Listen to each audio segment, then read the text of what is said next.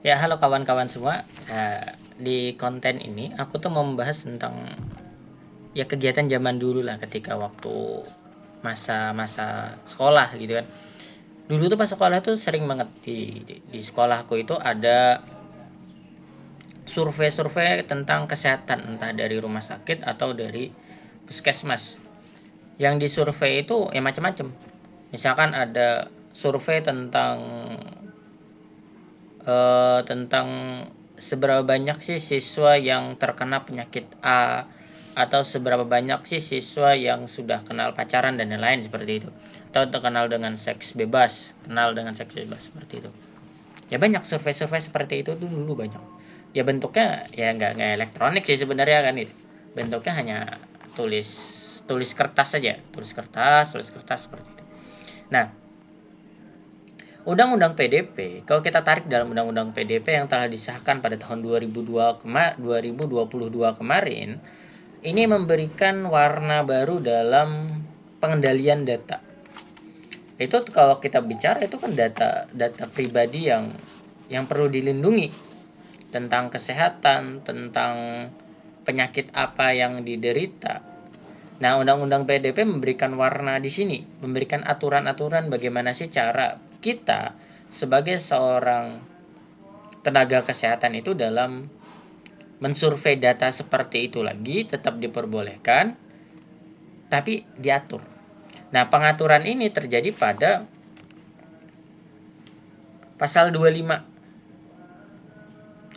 Nah, pengaturan ini terjadi di pasal 25 di mana ketika anak itu masih di bawah umur atau statusnya masih pelajar, pengambilan data-data seperti ini itu tidak bisa tanpa izin orang tua.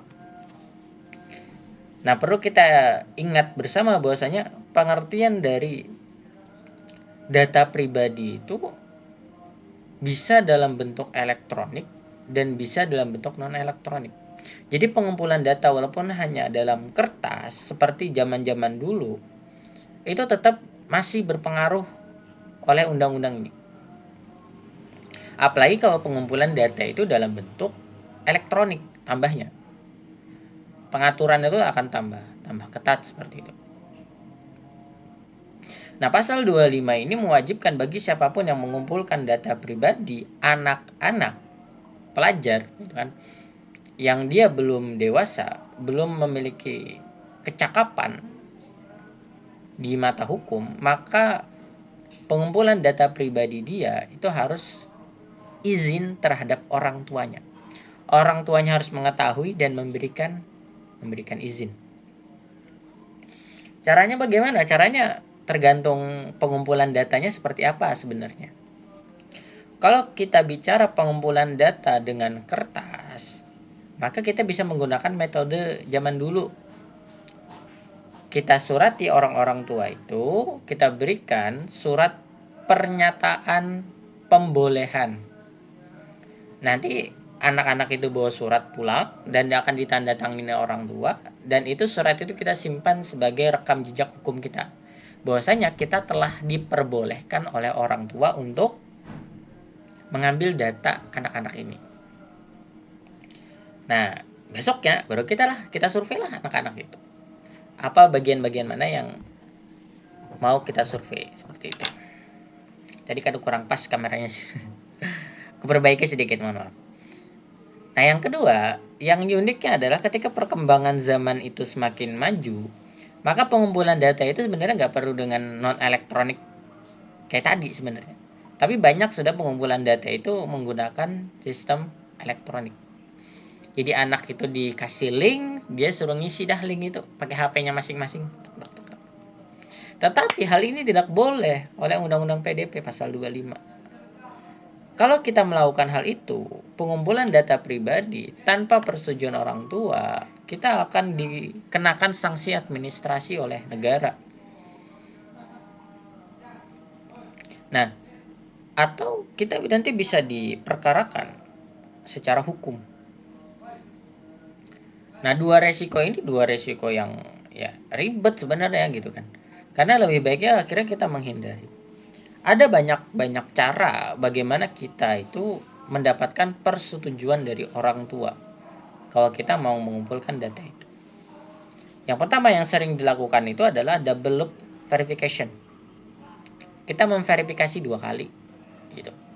Jadi ketika anak itu ngisi link, salah satu linknya itu adalah mengisi nomor WA orang tua misalkan seperti itu. Nah, anak itu tidak dapat mengakses tahap selanjutnya dari link itu kecuali dia dapat persetujuan dari orang tua yang kita kirimi link yang berbeda, yang isinya itu adalah persetujuan bahwasanya orang tua mensetujui data anak itu kita pegang, kita miliki. Dan itu langsung ke WA pribadi orang tua tuh. Kita kirim link. Tak. Orang tua buka link yang kita kirim, dia memberikan verifikasi di sana, memberikan persetujuan, otomatis link yang ada di siswa itu otomatis akan kebuka ke tahap selanjutnya ketika orang tua itu sudah membolehkan seperti itu. Nah, ini cara yang umum, cara yang biasa, tapi kuat secara hukum kuat. Nanti hasil dari persetujuan itu yang kita simpan. Kalau ada permasalahan hukum di kemudian hari, atau misalkan kita dituduh atau kita diminta menerima sanksi administrasi dari negara, itu bisa kita gunakan sebagai alat bukti bahwasanya kita telah memiliki persetujuan. Nah, cara yang selanjutnya itu bisa yang sebagaimana di rumah sakit yang sudah melek teknologi ya. Yang biasanya dilakukan itu adalah anak itu tidak boleh terlibat. Atau misalkan mengisi. Anak itu nggak boleh mengisi. Yang mengisi itu ada orang tua. Data-data pribadi anak itu yang mengisi orang tua atau walinya. Termasuk nanti mengirim dokumen yang diperlukan. Seperti misalkan kakak, kartu keluarga. Atau misalkan akta kelahiran anak. Itu semua orang tua. Maka secara tidak langsung orang tua itu menyetujui ketika orang tua itu memberikan data-data anak itu. Dan anak tidak terlibat sama sekali di sini. Orang tua lah atau wali lah nanti yang terlibat banyak dalam mengirimkan data-data anak itu. Nah, ini secara otomatis ada persetujuan karena orang tua sendiri yang mengirimkan data itu, yang mengisi form data. Dan banyak cara-cara yang lain sebenarnya. Dan kawan-kawan di praktisi IT sebenarnya lebih paham tentang masalah ini. Tentang bagaimana verifikasi yang lebih sederhana, yang lebih nyaman, tapi memiliki kekuatan hukum yang kuat. Nah, itu tugasku untuk menilai apakah nanti verifikasi ini memiliki kekuatan hukum yang kuat atau tidak. Tapi 2 contoh verifikasi yang aku sampaikan tadi itu kuat luar biasa, kuat banget. Sudah kuat. Kalau mau dibawa ke permasalahan hukum sebagai alat bukti itu sudah kuat. Jadi ada berbagai macam verifikasi lah, ada berbagai macam cara untuk persetujuan, apalagi kita berkembang di elektronik sekarang, teknologi semakin tinggi dan penyebaran informasi semakin cepat seperti itu. Nah, aku jujur aja membuat konten-konten seperti ini sebenarnya memang dari perspektif hukum sih aku melihatnya seperti itu. Dan aku kurang terlalu paham tentang teknis-teknis dalam dunia IT.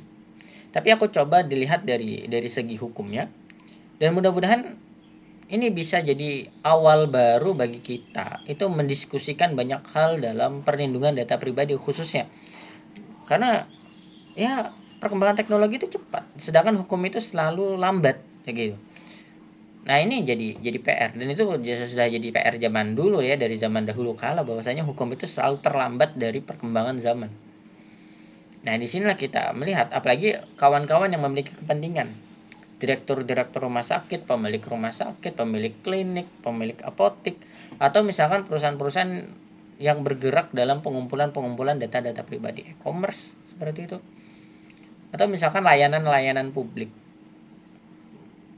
Nah, itu semua terlibat dalam perlindungan data pribadi ini. Apalagi perlindungan data pribadi, undang-undang perlindungan data pribadi ini atau PDP ini akan banyak ditunjang oleh peraturan-peraturan pemerintah. Nah, yang inilah jadi penting sih menurutku seperti itu. Jadi harapannya ya, aku berharap sih sebenarnya kan itu.